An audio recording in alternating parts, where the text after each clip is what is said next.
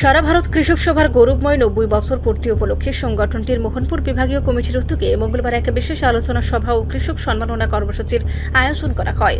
বামুডিয়া বিধানসভা কেন্দ্রের অন্তর্গত কালীবাজার এলাকার সিপিআইএম দলীয় কার্যালয়ের হলে এই অনুষ্ঠানটি সম্পন্ন হয়।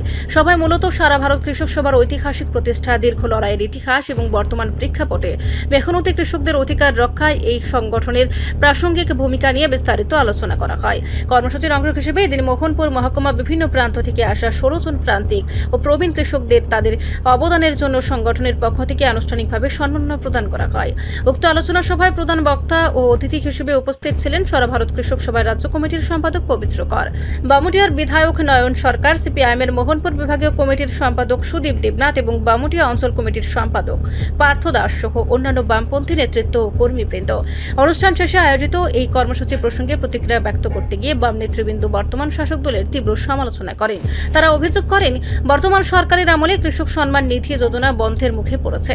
রাজ্যে বিজেপি এবং কেন্দ্রে মোদী সরকারের ভ্রান্ত নীতির কারণে দেশের অন্নদাতারা চরম সংকটে দিন কাটাচ্ছেন এবং কৃষকরা বর্তমানে সবচেয়ে বেশি অর্থনৈতিক ক্ষতির সম্মুখীন হচ্ছেন। স্যার, আজকের এই কর্মসূচি নিয়ে কি প্রতিক্রিয়া থাকবে? আজকের এই প্রতিক্রিয়া আমাদের মোহনপুর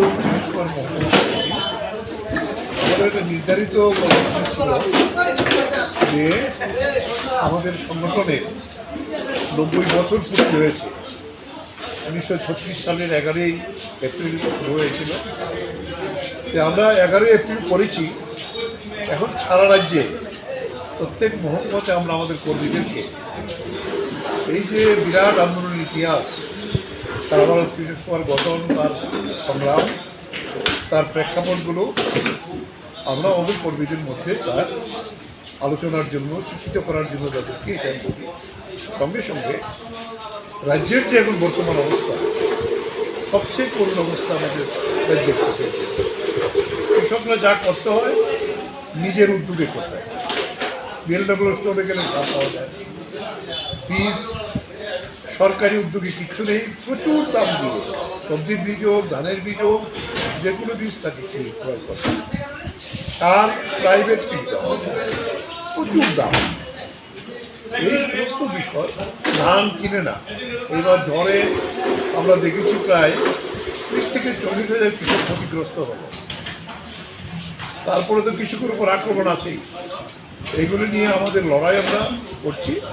মুখ্যমন্ত্রীর সঙ্গে কথা বলার জন্য চিঠি দিয়েছি, মুখ্য সচিবের কাছে চিঠি দিয়েছি, কিন্তু এখন তারা এত ব্যস্ত যে আমাদের সময় পায়। রিপোর্ট সংবাদ প্রতীক্ষা।